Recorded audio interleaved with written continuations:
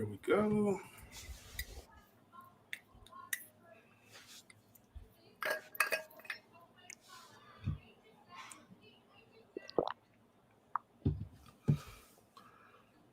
Grandma was getting it, by the way. Best part of the draft. Easily. Did she say go grandma or I'm grandma? That was my question. When she stood up, did she say that? Oh. I think maybe Holly said go grandma. I think she just jumped up and started moving. She was saying something. I thought she said go. Did she say something? I didn't catch it. No, she said something. It wouldn't surprise me if she said either one. Wouldn't surprise me at all. That entire family was hyped, though. That's the Hello? kind of energy you need. Oh, yes. And you know they in there still hype. Oh, absolutely. Who was it? Oh, man. Michaela Onyenwere. No, I'm thinking of a little bit later in the draft when she was watching her own highlight. Oh, Renaya Davis. There we that go. was another moment. Talk to me. I just kept drafting. Excuse me, Holly. Talk to me. You could just hear her and the family hyping up a crossover on the Woo. That's the energy right there. That's all it. right. We got some eyeballs in here. Hi, hello. Welcome to this special live edition of the Dunker Spot. I am your host, Akai Duncan, joined by Steve Jones Jr. as always. How are you, sir? I'm great. How y'all doing? I hope we're doing well. I would assume so. We have a special guest from ESPN on Around the Horn. Are you on PTI yet? You've been on Sports Center, Around the Horn, The Jump. I haven't cracked PTI. I'm not. I don't know if I'm old enough and stuff. Outside the lines. For that. Outside the line. If I get to outside the lines, y'all know I'm up there to be serious. That's serious. It's Only a coming. matter of time. It's coming. It's coming. Well, thanks, guys. Of course, we have Monica McNutt with us to talk a little bit about the WNBA draft that just concluded like 45 minutes ago. Mm-hmm. I still don't quite understand why we get like a round of coverage and then it just kind of fast forwards. But I will say that you start getting into tricky stick or not territory. And so I don't know that the payout on that investment is one that, I mean, we did get I forgot how long was it in actual show? 7 to 9, 7 to 10? No, 7 to 9. Yes, not 10 yet. So you got a full 2 hours, lots of time, tons of great features. But even in that first round, you heard Rebecca Lobo talking about it. Some of these teams don't actually have as many roster spots as draft picks as they've had. So it's, the work is just beginning. Like tonight was cute, but very few of those girls are secure. Makes sense. Well, let's talk about some of the ones that should be secure. At the top of the draft, we got Charlie Collier from Texas going to the Dallas Wings. How do you feel like she will fit in Dallas? I'm curious to see what Dallas is going to look like under Vicki Johnson. This has been an organization that has been in a little bit of tumultuous waters in the past few seasons in terms of leadership and players, kind of big name players in the league, voicing that they didn't necessarily feel like the organization had their back in their entire interest in terms of their whole being.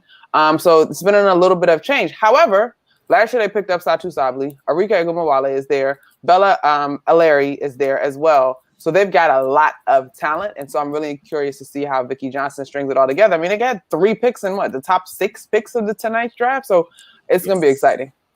How do you feel about the other 2? They got Awak and Dana, right? I think they got Dana. They got Dana in the second round. They got Chelsea in the first. Okay, so I have not seen Awak, but I'm super excited to see her play. I also think somebody's agency needs to lock her up to a modeling contract because she's gorgeous and super model-esque.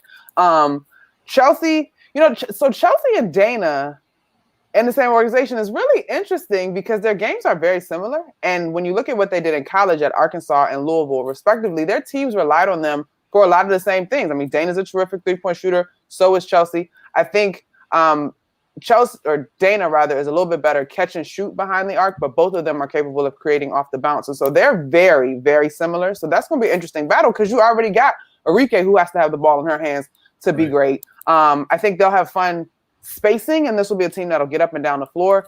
Dana, I know, will put straps on and defend. I have not necessarily seen that as much from Chelsea. Obviously, I haven't seen Awak play. And Charlie, yes, is probably the most physically WNBA ready character or selection rather. but she's going to have to bang against some grown women at that Mhm. position. And so even for her, there's going to be a learning curve on the defensive end for sure. That was a question I had because what Charlie did during the season stood out so much with the physicality, ducking in, like I'm going to post up, catch in the middle. How does that translate as she moves from college to the pros? I think offensively it will translate, but it's not going to be a first move, right? When you look through the Big 12 slate, outside of, well, Baylor obviously was the best team out of that league. But when I think of that league, outside of her matching up with Tasha Mack when they played OSU, I can't think of anyone that kind of met her with size and strength, right? So the ducking is cool. I have this height advantage. I have the strength advantage. I know the double team is coming. I'm going to kick it to somebody on this roster. But at this level, the ducking may not be enough. Okay, fine, you ducked in, but you're still going up someone just as tall, just as strong, able to use their length and still defend. So I think the one thing that is really cool about Charlie's story, I actually called a couple of her games as a freshman. And at the time, Karen Aston was there. And I remember Karen saying, if she could ever get in shape and get her coordination down, she's going to be a beast. And so Charlie truly has worked to take her game to the next level. And I think this past year, I'm mixing up my coaches, not Gary Blair, Vic Schaefer, who is now at Texas, really kind of helped unlock her to the next level in terms of being in a system that best suited her. Got it. How important is that outside shot development? Because she can shoot it out there. Mm-hmm. How key is that going to be for her as she navigates moving through the W? I really think that's a system thing. I mean, it's great to have, right? Like if you're going to be a stretch 5, stretch 4, whatever the slot is, but I think it's really a system thing. And again, I can remember Vicki Johnson, the player. I'm not sure her philosophy as a coach. She's surrounded by a ton of shooters. So in this particular situation in Dallas, it may not be as much of a big deal unless they want to put her in some pick and pop action to kind of keep the paint clear. Because 3 of the guards I can think of off the top can get to the paint. And obviously Satu's great in that mid-range game as well. So I'm not super concerned with that for Charlie. I think she has it and she shows a great work ethic so she can continue to add to it. But system-wise, I don't know that that's going to be a big deal for her as a rookie. Do you have a comp for Charlie right now? She reminds me of, and I can see this child's face and I cannot call her name, from Baylor. She played in LA. They won a national title together. Lauren Cox and then her running mate that year at Baylor. Why can I not call this child's name? Kalani Brown, yeah. So there's some Kalani Brown there, but obviously they are 2 younger players. A little bit more veteran speed comp for Charlie. The ducking reminds me a little bit of Sylvia Fowles, but Charlie's got a ways to go to have the complete game that Syl has. Mm-hmm. But I think you see some of that in terms of her ability to duck in and be a presence in the paint. There's a little bit of Tina Charles there for me. And I think those 2 pieces of, obviously those 2 are Olympians, so that's a high ceiling. But in terms of someone who she could project to follow, and then. Well, Candace has so much more of a mid-range game and the ability to shoot. I know that's someone that Charlie has been very forthright about admiring. But, yeah, Candace's game is a lot more well-rounded than Charlie's right now. All right, fair enough. Moving a little bit later in the draft, still in the first round. Ari McDonald, star of the NCAA tournament. Ari, Nakai, you didn't see her thing? It's a whole thing. It was a whole thing. In the background, it was right there. See, what I was doing was trying to set that up. So apparently her fiance was in the way. These young people different because that's y'all early in the game. Ari McDonald. Ari, She goes 3 to Atlanta. I was surprised by the pick. Am I alone in that? Because I love that for her. Like I think she is like a top 3, top 5 talent in this year's draft, no question.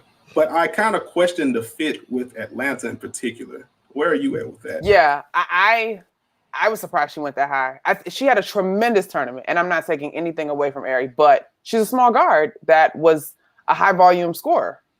And so let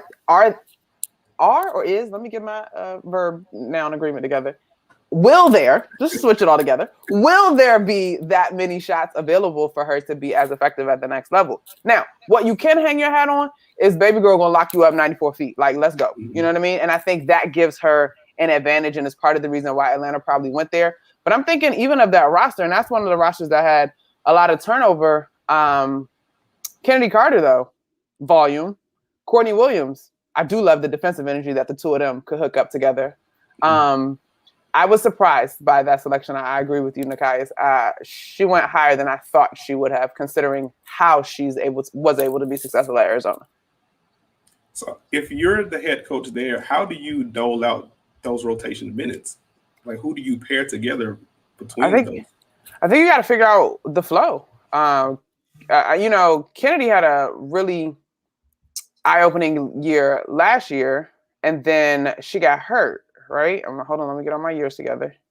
Then she did battle a little bit of some injuries there. So I just think you got to roll the ball out in training camp, and folks got to figure it out. I don't know. I'm not sure how that's going to work in Atlanta. But the other part of it is you would think that your first 10 are probably going to be secure in their roster. So it may not be something that we see May 14th when the season opens. It may take a little bit of time to develop. But one thing you can get from Ari is someone is going to come in and give you defensive energy. And we saw it last year with Taya Cooper and the Sparks. Like, they relied on her to come in with that defensive energy and spots. And by the end of the season, she was pretty much a rotational player. So same kind of deal can happen for Ari.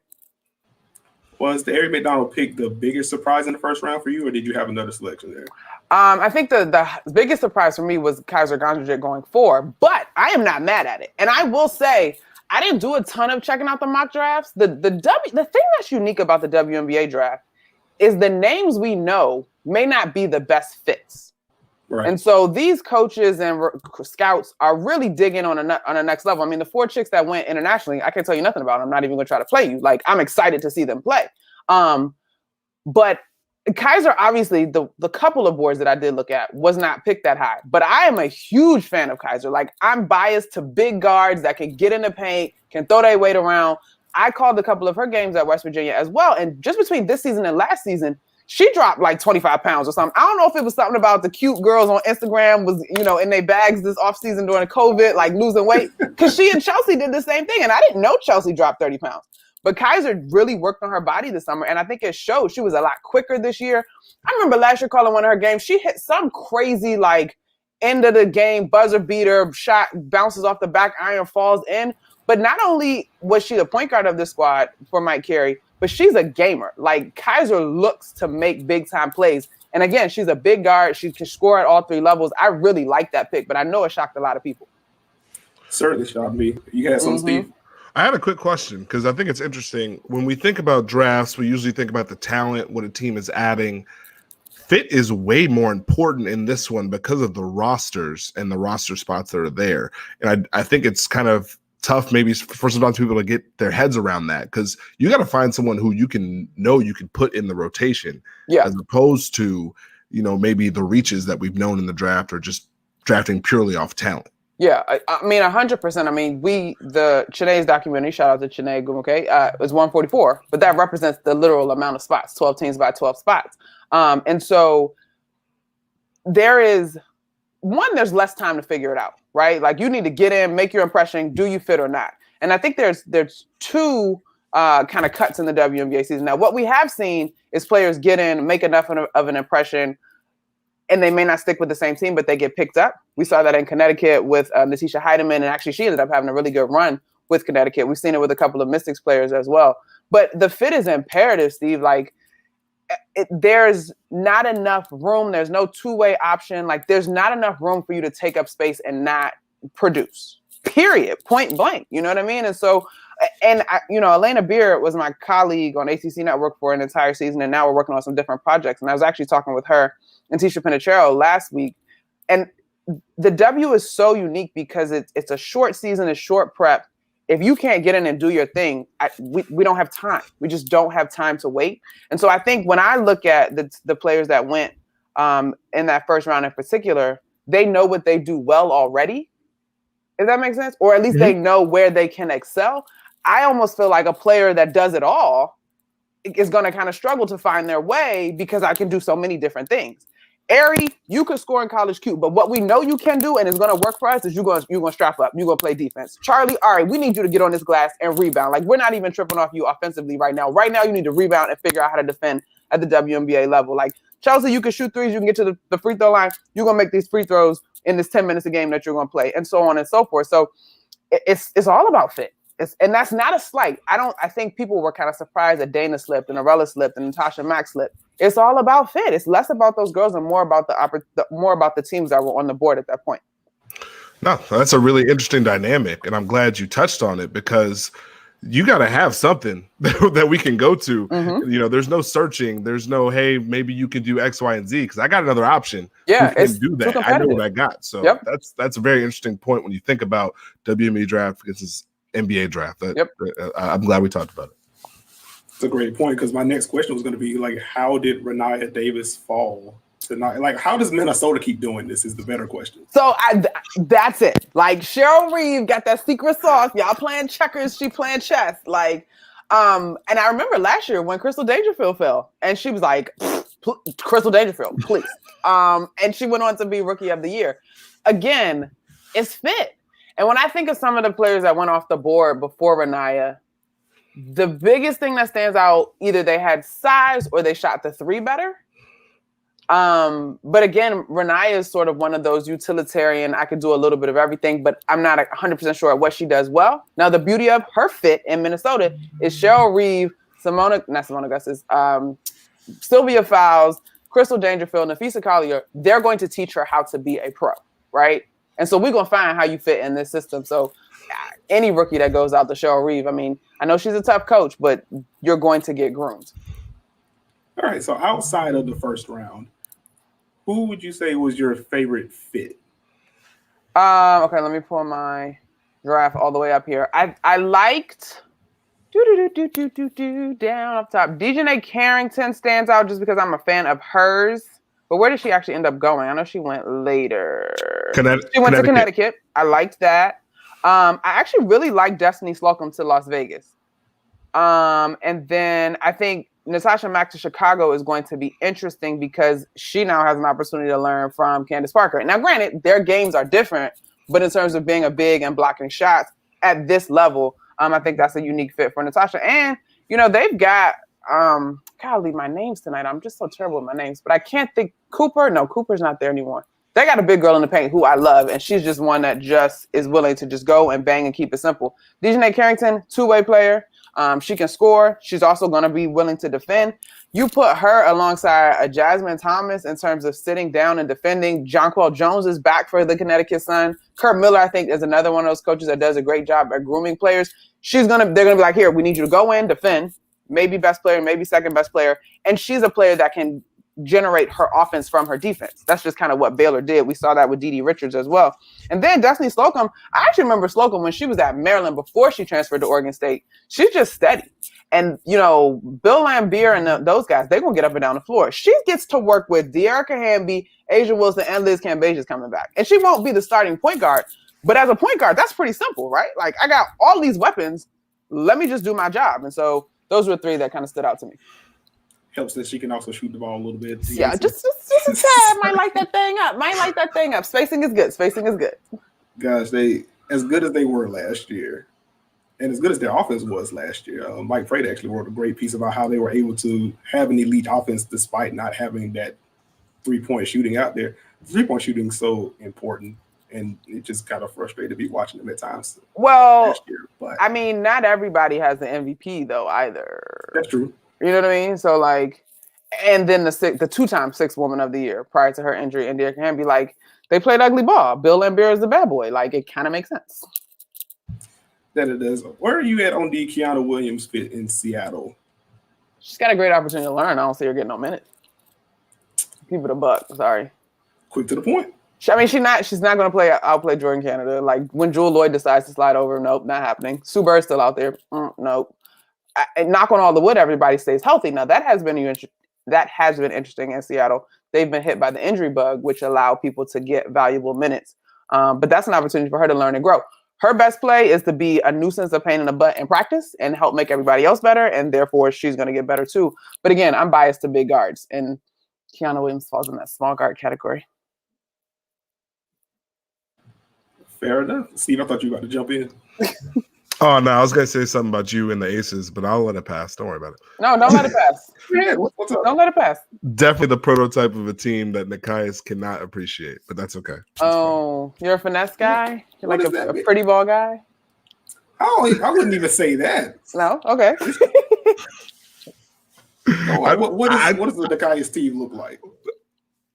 No defense, Whole lot of ball movement, whole lot of action. Early in the clock transition. I do see you tweeting about lots of screens and actions, bro. Like that is you do enjoy that. I do enjoy the actions, but like no defense. I don't know about that. Oh, I don't know. My only job here is to get you to appreciate a gross, slow-paced defensive team. Once I do that, I'm good.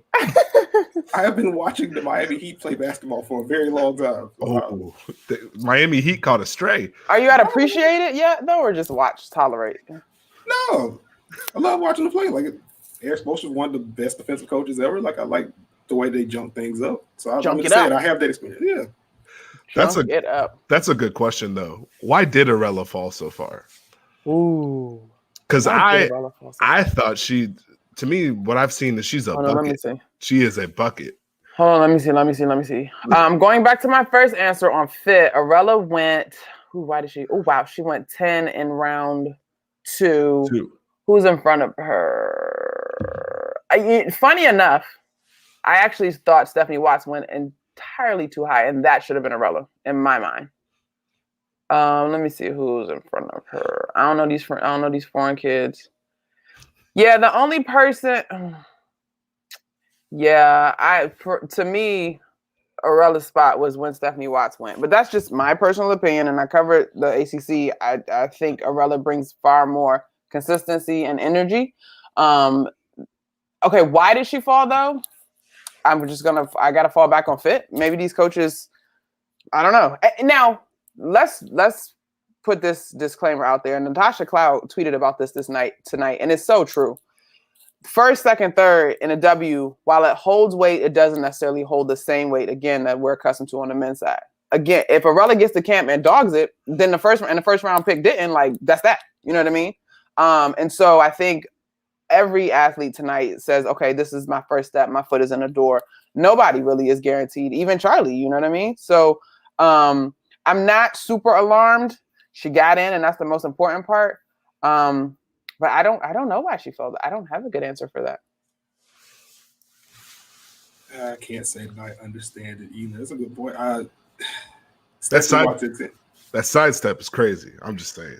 The snake tattoo, the whole thing behind it, like her vibe, her energy, and in non-tangibles that I think should matter. She's coming from a C. Vivian Stringer system. Like C. Vivian produces basketball-minded people that understand how to be pros. And that's sort of the running joke in the league in terms of what programs produce kids that know versus kids you got to teach. Yeah. Last question for you before we transition off the draft. What was your favorite moment from this year's draft? Oh, definitely Grandma Onion Wear, and Renaya, because or Holly flexing in French was like a moment because I messed up English and she like smooth went to French. I was like, oh, and then I was like, there's no way that she'd learn that just for this. Like she has to know it, right? Grandma was a great moment. It reminds me of all of my African friends and their families because she was full head to toe, the dress, the dance, the whole bit. I think Renaya was really cool because, I think Renaya was probably the first player that we saw that was was she first? That was kind of sweating in terms of where she fell in the draft. And I love tonight, but even like Dana Evans couldn't hide the fact that she was disappointed, with how low she fell. I thought Jasmine Walker was really cool. She's like, I can't even talk right now. I'm just so. And what was cool about that was Magic retweeting and welcoming them. I'm like, I'm not even getting drafted, and I would be spazzing. Like I would totally be spazzing. But I definitely think Grandma stole the cake in terms of moments tonight. Grandma said, "This is my time to shine." Hello. Y'all about to get this praise dance. That's my baby up there. I know that's right. that is a black relative for you. Hello.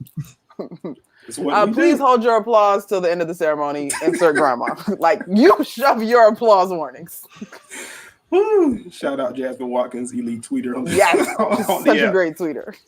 Oh man. Okay, so we obviously don't know who's going to make these rosters from this year's draft, but based on the roster that we have right now in the W, who would you peg as the contenders heading into the season? Washington, Las Vegas, Seattle, and I actually think the Chicago team is going to be very, very dangerous. I know our brilliant folks that did draft coverage tonight, a lot of folks are picking Minnesota, and that's cool. I don't think that's entirely wrong, but I don't think enough people are talking about the Chicago team with the addition of CP3. Steve, where are you at? For me, I think the Storm. I wouldn't doubt them. I think the Mystics should elevate back to a level that we've seen them play at. And so will. Those are probably my top two right now. If I had to pick a sleeper, I think the Liberty would be better than people think. Sleeper to contend. They're gonna be better, but they're not there. No, they're entirely too young. I don't even know who all's on their roster that's been in the league more than 4 years outside of Lasia Clarendon, and I'm not even sure that they are there still. I think Natasha Howard would have to put together like the greatest season. She don't handle the ball. Exactly, and she don't handle the ball. Now, what I will say is they gonna get up and down the floor, baby. They zipping, ripping, and running. Sabrina's back.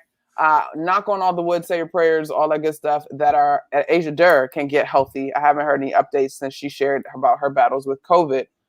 Jocelyn Willoughby is there. Jasmine Jones is there. I'm not sure Kylie Sugar is still on that roster. But that one thing they do now is get up and down that floor. That's for sure. What about the Mercury?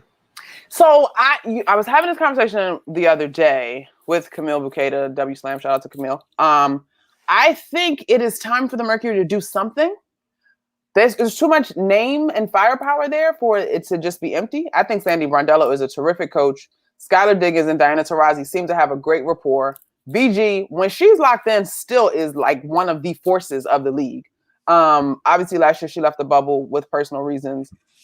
But just between those three, I feel like you should never look that team off. And they've got some really great young pieces as well. I might lean there as a sleeper because less people are talking about them. And I do think we're not discounting anything from mental health and wellness, but they've struggled to kind of put it together. I don't know how much the bubble affected them. That whole experience obviously weighed on people differently. But that's a team that should be in the conversation healthy if everybody's healthy. Speaking of the health, because both of you mentioned the Mystics, do we have updates on Emma Mieseman or Elena Deladon at this point?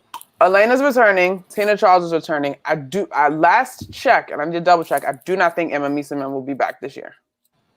Because I think that's the only reason why I wouldn't have the Mystics in that class, just not knowing between those three. Because when they're fully there, Elena and Tina are there. Elena and Tina are back. Emma is hemmed up in international COVID something last time I checked. Gotcha. Now that mind you, I remember that coming down about a month ago, or maybe a little bit before that. So we may need to double check that. But now they did lose. Ariel Powers is now in Minnesota, but I just think Maisha Hines-Allen showed an ability that we didn't even know she really had last year in the bubble. And so I'm curious to see how Mike Thibault stirs that entire pot, because she has earned minutes and consistent minutes to be on this squad. They lost. Some of the role players definitely look different. And Alicia Clark, who came over from Seattle, is not playing this season. She had foot surgery. But Elena Deladon and Tina Charles, say less. Let's go. Ariel Atkins is still there. Let's go. Is there a team that may be getting a little bit of hype or praise that you are having a little bit of pause with?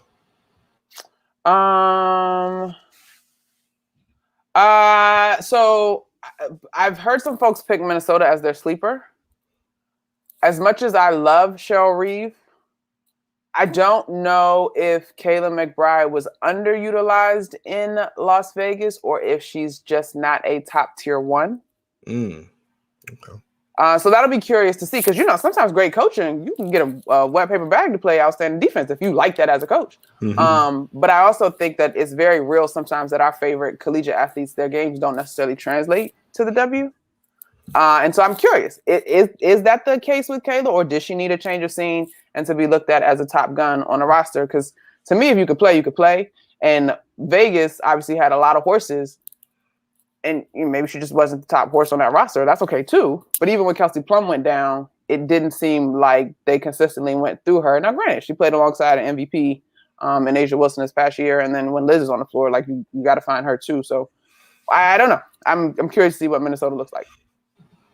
I think there was definitely like an interesting push and pull between like Kayla McBride's usage last year. One of the underrated subplots of that Aces season, and they made it all the way to the finals, is that they were trying to figure out how to use Kayla, and she was also in the middle of, I think, her worst shooting season, which drives a lot of the offensive value that she had for the Aces team that didn't have many movement shooters on the roster.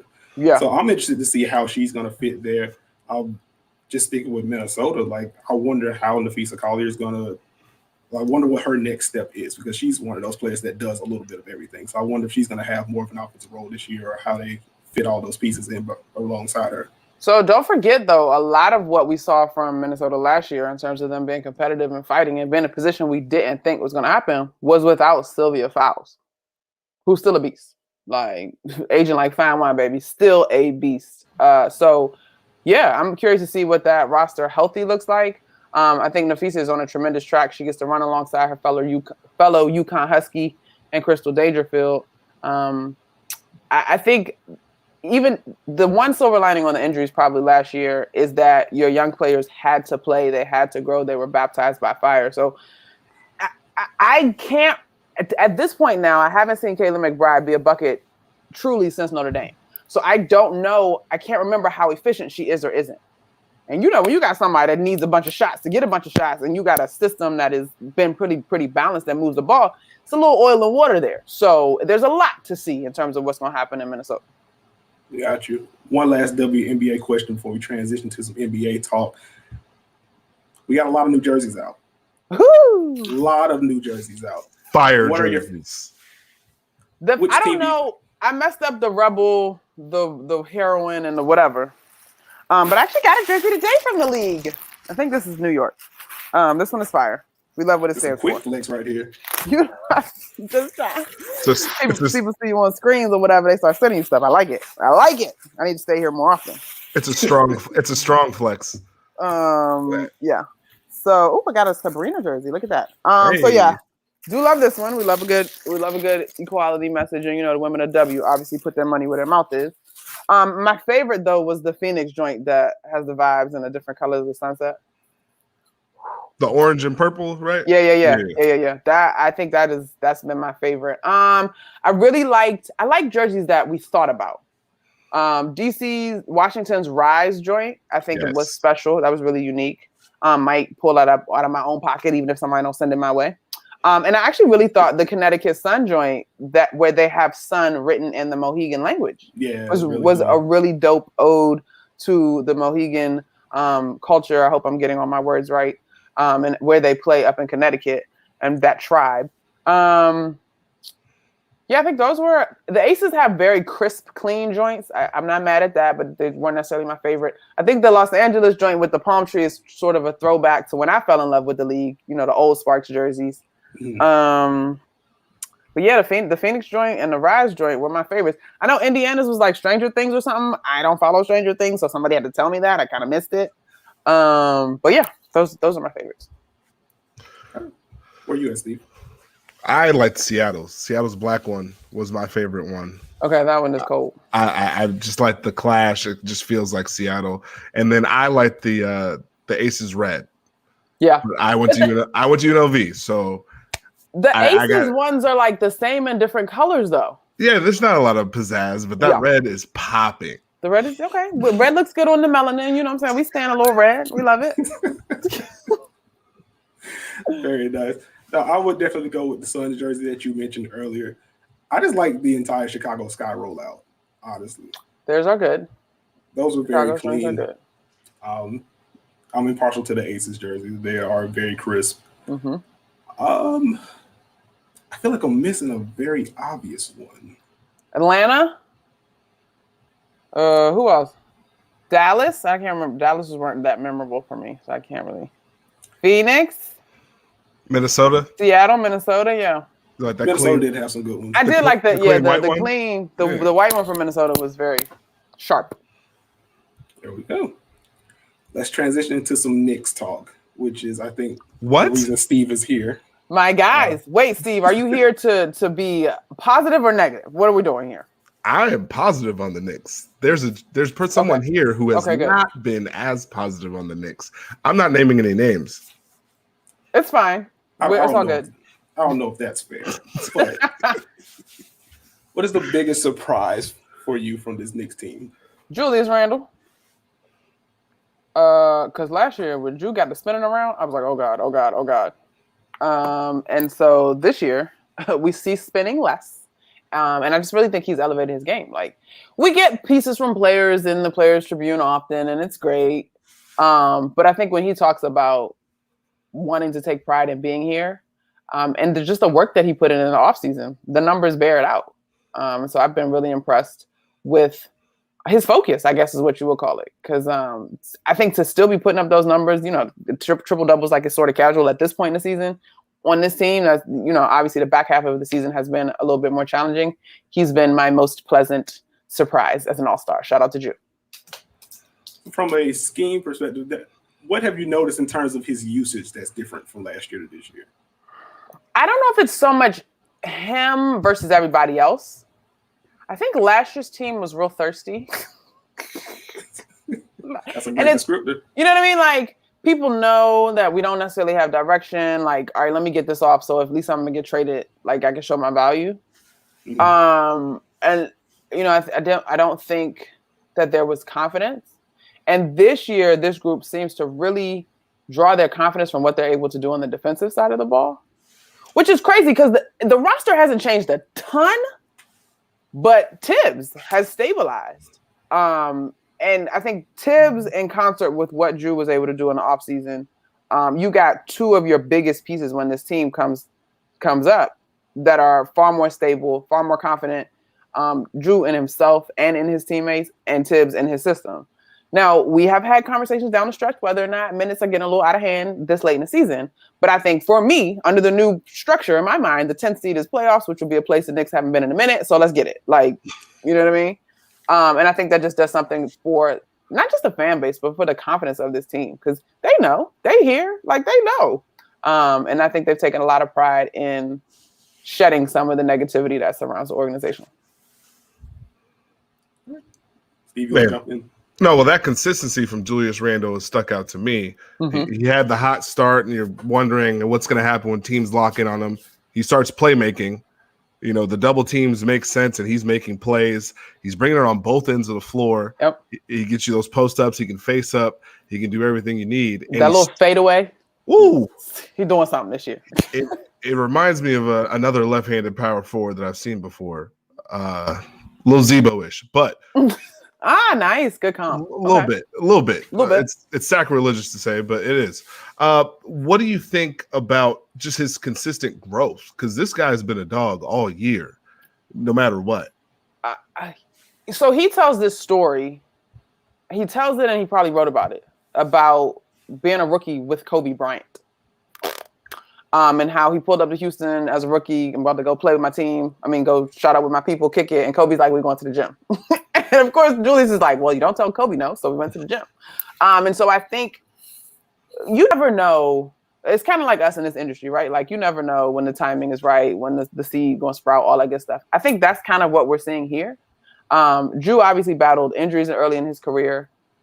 But how many guys get to say that they were a rookie alongside Kobe Bryant? You know what I mean? And so I think some of those things are starting to take hold. Mind you, this dude has been highly touted since middle school. So it's not that the talent wasn't there. But, you talk to great basketball people, what is it, 80% mental and 20% ability? And so I think now, he's getting to a place where he's finally starting to put it together. And I know 30 is like old in NBA years, but he's still a relatively young dude. He hasn't hit 30 yet. And so I just think we're seeing someone mature right before our eyes. He's talked a lot about, how his son has changed his lens in terms of how he operates as a player because his son is watching him. And I get we're talking things away from basketball, but all of that is so powerful, especially as we continue to acknowledge that athletes are far more than just the game and the jersey that they put on. So I think he takes a lot of pride in it. And he said to me, we did a couple of events for some fans, and he's like, we're doing things the right way. And the one thing we can all say, whatever level of hoop we got to, when you in some nonsense, and when people are trying to do things the right way. And I think that shows. Yeah, perfect timing. Tibbs being able to embrace him needing what Tibbs brings to the table. Mm-hmm. I think it just kind of worked in marriage and it worked out well. It's a good fit for sure. What have you seen from RJ Barrett this year? I've been pretty impressed with the recent, really, it's been a 2.5, 3 month stretch from him to where the shots started to come together. Would you like to make the case for him being 25 under 25 on that list, or would? He can't do I it. think he should be in that range. I feel like. You're not putting him under 25 though. I would have to. Steve set me up, but I have to have the list in front of me. I was about to say I don't have the list in front of me either. I just know he was tight because he didn't make it, and I'm not mad at him. He's starting to put it together this year. It was always kind of silly to write him off after that rookie season in which he basically played in a phone booth. Yeah. And had to run point guard because who was the point guard in New York last year? Again, a whole bunch of confusion. Tibbs has come and stabilized. But to RJ's credit, I think he's worked on his jumper. That's the biggest leap, right? That was the knock on him coming in. He's always been able to get to the rim and power through contact, which I think was one of the most impressive things about his game, even as a rookie. But again, he's young. And I know that we've got young guys that come in and do great things, but he's not Zion. He's not Zion, he's not Ja. He's the third pick out of that class. And it doesn't mean to me that he doesn't have tremendous upside. I've been impressed with his shooting flat out because that was the thing last year. You got to be able to knock down some shots to keep the defense honest. But again, it's tough for me to separate any one thing that anybody is doing on this team apart from the entire team. I think the confidence that Drew is playing with has helped RJ, right? Drew is making plays. His triple doubles are assists. You know what I mean? He's finding RJ. RJ's y'all talking trash. Oh, Anthony Edwards, you wanted to leave me open. Oh, y'all left me off this top 25 list. Oh, I wasn't all rookie team. I think he's legitimately internalized that, and the work has shown itself. For him to be, I'm not sure what he's shooting percentage wise, but I know at one stretch last week, that corner three, I don't know why people kept leaving him open. He was knocking it down like it was nothing. So I'm confident that he's shooting better from behind the arc. And he's built for the NBA. He's got a great physique. He's just got to continue to get better. Fair enough. Where are you at on the rookie class for the New York Knicks? I love IQ, Emmanuel Quigley. I also love Obi. I'm not sure if I feel like this is a curve thing happening for Obi or if he hasn't quite been used just right. Not that I'm smarter than Tibbs, but I just wonder. And I think, one of my questions for Obi was what spot is he going to guard coming out? And I think we've seen that kind of be part of the equation. He doesn't shoot the ball well enough to be on the wing. He's not quite big and physical enough to be, trying to make things happen back to the basket. I know I go back and forth with fans a bunch because they're like, why are they just using him on the wing to rotate the ball? Put him in a pick and roll, blah, blah, blah. And I get it. And maybe there is room for a little bit more creativity just to experiment. But again, big picture, this team's trying to get back to playoffs contention. So there's not a ton of room to experiment. He didn't get a traditional offseason in terms of Vegas. They're not going to put him on a two-way deal. So I hope that they don't write him off because I think there is more there. This season, though, on the cusp of doing something that hasn't been done for this organization, there's just not a lot of wiggle room to play around and figure it out when you got other guys that have been productive relatively consistently. Well, yeah, and I don't think the roster really allows him to do some of the other things that he can. When you have to play four and you're with another big, you can't be in pick and roll as much because it's probably a switch. So you might not be in dribble handoffs as much because it's probably a switch. And you may not be playing with the guards that allow you to roll like you would and showcase that ability. So it's kind of it's good that he's playing. At least he's getting the minutes. That says something. But I think it's more of a, does the roster fit him? Can he find his right position? Just a kind of a bad mix with a successful team. But he's bought in. Yeah, and he has a great attitude. He's got a great spirit about him. He's a great kid. What I am happy about for him this year is I think he does have an opportunity to glean good habits. And we keep talking about the stability that Tibbs has shown. And I've heard, athletes talk about it, former athletes talk about it, both in the NFL and the NBA. Those formative years, those first couple rookie years, if you're in a bad spot, you can pick up so many bad habits if you're not mindful. And so at least to me, if, we can get him a full offseason, if there's some sort of summer league back, there's room. I think he's a kid that's willing to work to develop his game, to figure out how to fit. And if ultimately it's not with the Knicks, he's still going to have to develop his game because there's very few spots that, as he currently is constructed, he would demand major minutes on the floor across the league. He just got to he's got to do a little bit more. He needs a little bit more versatility. So I'm glad that he at least is under Tibbs, who's respected and has his team playing pretty good ball. Right. A quick IQ question for you before we move. If he's running pick and roll, he's able to go against that drop. He has the floater down already. Mm-hmm. What do you think is more important for his development beyond the floater? Is it getting all the way to the rim, or is it developing that pull-up three because he has the touch for it? Oh man, he's little. I guess he's gonna have to be the three. I think I'm leaning on a three. He's not that big. I mean, I shouldn't say he's little. He's not little, but he's slight. Like he's thin. And so, in terms of longevity, I don't know. I mean, he's not also going to try to attack the rim like Ja and dunk on somebody's head. But I think that three, keeps him a little bit more honest. Because to me, from that three, if you at least get people jumping and biting, he can give me that second dribble and make another move, or he can give me a pass off of that. I think once you get in amongst the trees, your options become far more limited. Steve, did you have anything? I was gonna say, who's the matchup for the Knicks? What do you mean in the playoffs? Who do you want in the playoffs? Who do you want to see? Oh, child. What seed we getting? We getting you got to get in 7, or we got to play the play-in? Oh God. Y'all at 6 right now, so I'm thinking Philly, Brooklyn, or Milwaukee. One of those 3. Dang. And I'm on record. I think if they get to the 4-5, they can win. They can win. They can win a series. I do. A series? I think they can win a series in the 4-5.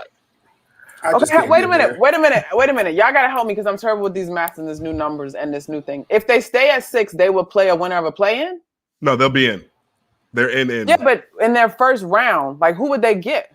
They play Milwaukee. They would get the 3. Mm-hmm. Something about me wants them to have Philly as opposed to Milwaukee. Ooh. So I just think about the games in the regular season, and they get up for Philly for whatever reason. Like there's been some really close games with Philly. Something about that, and then I feel like Joel might flop around and stub his toe and like maybe not be available. Something would rather me have them deal with Philly as opposed to Milwaukee. Okay. Do I buy Milwaukee though? That's interesting that I just said that. I think I like the way that the Knicks have played Philly. But in terms of a team in the East that's poised to do more damage, I do think that Doc is a better coach and has Philly, getting to a place where they really want to be. We got to see if the Drew Holiday joint really means what it was supposed to mean for Milwaukee. I don't know that I'm 100% sold. All right, so let's go there then. Top of the East, you got Brooklyn, you got Philadelphia, you got Milwaukee. Power rank them for me. Brooklyn, as it stands, I think. Brooklyn, Philly, and Milwaukee. I do appreciate that, and I think Nikai, you may have brought this to my attention on Twitter earlier this season. Because I was one of the people like, what's wrong with Milwaukee? They look stupid and uninterested. Like, yeah, Giannis had 40, but they almost lost. Like, what are they doing? And I think, smarter basketball minds than me, that's why you hang out with smart basketball people, pointed out that they are, doing the opposite of what they've done in the past. Because the regular season has meant squat and, you know what I mean? But now we're getting into that window of, all right, it's time to get in gear. So I don't know if they've done enough. Like, and funny enough, today on multiple ESPN Radio, Janae Golick, or on my podcast, multiple folks are now again, hey, Giannis has to be in the MVP conversation. Look at the numbers and look at where Milwaukee is. Okay, that's fine, but I don't really care. Like, he signed that big deal so that they can get over the hump in the playoffs. Mm-hmm. And I think that the East is the Nets to lose. Like, I never bought in on that lame chemistry argument. I thought it was cute for people to say, oh, there's only one basketball. Oh, you heard that? That's nice, but that's dumb. These were 3 guys that came together, each having already had the experience of playing with a big time star. Mm-hmm. 2 already have won national championships, already have won titles, and 1 has been a scoring champ and is so desperate to have some help. Like, y'all thought they didn't have no basketball IQ as a collective? Like, what is wrong with y'all? So are you worried about the defense at all? No, because offense is the point of the game. Like they just need one more point. Like fine, the score is going to be 189 to 190, but they're going to have the one more point. Like it's fine.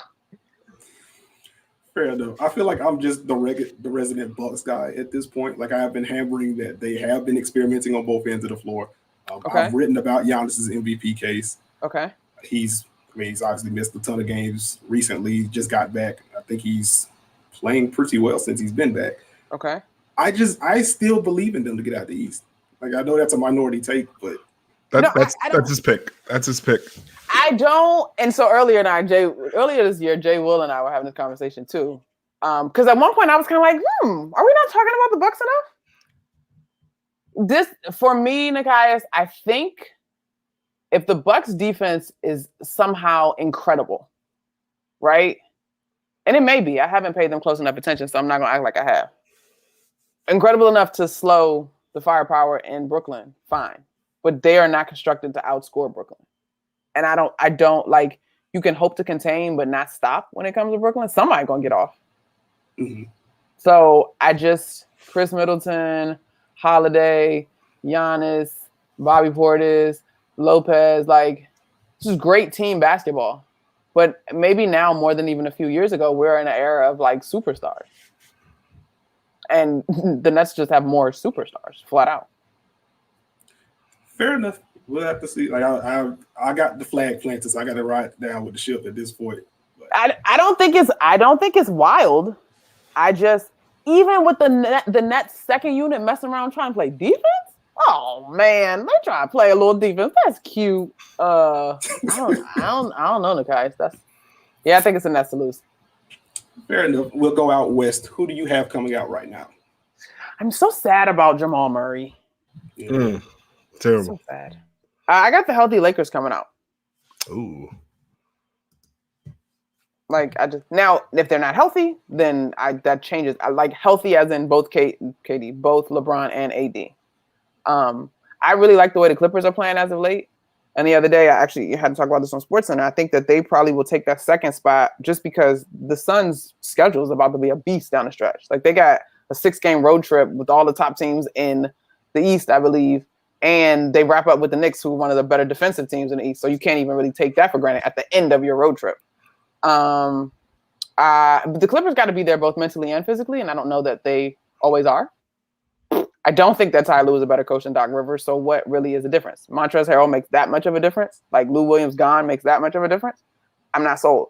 But for as exciting as the new blood has been in the West, they ain't ready to take over the King yet. The Jazz, the Nuggets. If the Nuggets do something spectacular and manage to finish top 4 in my mind, and Ryan Holland said top 3 to me, then I think you got to give Joker your MVP. But the Sun, like, they're just not ready yet in my mind. Utah or Phoenix? Which one do you trust more? I'm sneaky. I think I actually trust Phoenix a little bit more. Just a little bit. Here's my thing. And I love this ascent and being able to talk to strangers on Twitter and be like, wait a minute, well, let's talk about this. Let's talk about it. I said on the jump, and I exposed as aggressive, but I said that when Rudy Gobert is pulled away from the rim, like, to me, the defense is, you know what I'm saying, not this historically great, efficient defense to me. Because I've seen it too many times in small, yes, it's been in small sample sizes, but when you get to the playoffs, you're going to see elite teams 7 games potentially. So if this is the crack, they're going to exploit it. So this fan was like giving me all these numbers. For the record, I'm not a numbers person. Like, I'm very much an eye test. What did the game actually say? I don't care about your 81.5, whatever efficiency. Like, get out of here. And then he's like, Chris Paul and DeAndre Ayton, like, Chris Paul's a Hall of Famer. Dude, when you get to the playoffs, you're not playing scrubs no more. So to me, when it becomes a lineup mismatch, when Rudy Gobert has to guard a small, like, that's just not going to work. When he can't protect the rim because they put somebody in the dunker spot, like, nope, they're exposed, right? Now, offensively, sure, they got plenty of firepower. But Ingles, Bogdanovich, those guys, like, the foot speed to me is not there to counter healthy Lakers, healthy Clippers. They would literally have to shoot the lights out of the gym and hope the other team is cold, in my mind, to get out of a 7-game series. Do I think it could be entertaining? Do I think it could be compelling? Yeah. Am I putting my money on them at the end? No. Strong case. Steve, where are you at on Utah and Phoenix at this point? I think we talked about this on a prior episode. I'd like them both. If I had to pick one right now, I'd probably go Utah, just because of the way they play. Their style, shooting threes, moving the ball, punishing you when you get in rotation, just making you look silly at all times. So I probably trust them more. But Phoenix, They have the lineup versatility. They have the ability to play on both ends. They're able to play half court pace slower to where those are things that translate to the playoffs. The more I watch Phoenix, Talk to me, Steve. Just talk about that defense on the low. Just go ahead and say it. They have the ability to match up defensively. No, they're great. They don't get enough respect for their help defense. So you could see either way. If Utah shoots the lights out of it, they probably make that run. If Phoenix is able to get those matchups and defend and slow the game down, they make their run. It'll just be interesting to see where the Clippers and Lakers fall, because Utah could do all this work and then end up playing one of those two teams in the second round. Yeah. So no, that's real. And I will say, all things considered, if you look at these two teams, and I guess technically, does Mike Conley technically have almost the same amount of experience in the playoffs as Chris Paul? He might. It's close. Yeah, I think. Yeah, right. All things considered, if you look at these teams in terms of the experience factor, I just give a little bit of edge to the team that has CP3, because look at what he did last year with OKC. I'm with Phoenix. Yeah. I still have questions about, as great as Utah's defense is, well, as great as their offense is, I should say, I still worry about them against switching. Like, I think against what? Against switching defense, yeah. Mm-hmm. Because if you're playing drop against them and they're able to create those advantages, then they spread all over the lot. Like, this is something that Steve has talked about all year long. He really enjoys watching Utah. But if you're able to switch and kind of close off some of those openings, your ISO guys are Mitchell and who? Conley. I'm gonna hit this stop. I'm gonna hit this button if you disrespect Mike Conley. I'm not gonna disrespect Mike Conley. I think that's a lot of Steve, come back. I was asking. I just feel like it's a lot of burden on Mike Conley. It is. And I think that's a great point. And I think you're looking at that on the offensive end. I'm looking at it on the defensive end. Them wings, like if somebody got to get stuck on an island and defend, other than Donovan Mitchell, crickets. Like, and don't get me wrong, I love some 3-point shooting. I love some beautiful passing, but foot speed matters. Crickets.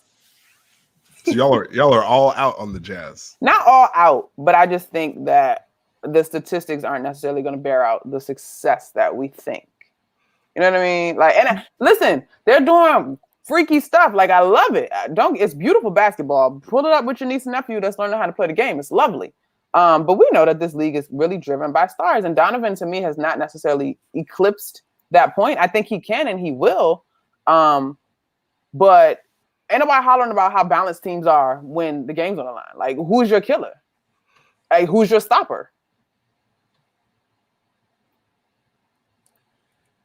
I think Phoenix got the juice. I think if the Lakers honestly, at this point, I think if the Lakers aren't healthy, I'm growing on Phoenix as a dark horse. I'm with you. I'm really growing on Phoenix to get out. You're on the Phoenix train. I am on the Phoenix train. Okay. I might buy some stock in that. Wait, do you guys think it's a wrap for the Nuggets? Like it's a done deal? Playoff wise, yes. Okay. I think they're gonna scrap. They're gonna play hard. They're gonna get some wins. I don't like the matchups unless they play Portland. Well, we haven't even talked about Portland. I don't know if there's much to say about Portland, to be honest with you. No, they are what they are. Stuck at, what are they, 6 right now? Like, Dame is great. CJ's great. The defense is, like, historically bad. Like, I don't need to see. I don't know if I need to see anything else. I can't wait till Portland wins game 1 of whatever series they're in. And I bring this back up. Oh, of course. We're going to get like 48 from Dame or something. Something wild. You're going to hit me with the big mad hashtag. Yes. And it's going to be a whole thing. But Monica McNutt, thank you so much for your time. Where can the people find you? Socials, last name, first name, McNutt Monica. What I got this week? Tomorrow I'm kicking it with Shanae Gold Jr. filling in for the great Shanae Agumake, 4 to 7 ESPN Radio. Tuesday I'll be on the jump. Nice. Wednesday I got Around the Horn. Everywhere on ESPN. You know, they need to run me my money and give me off this rookie deal. I know that's right. Thank you for joining us. Thanks for having me, guys. This was fun. Thanks for joining us. Thank you.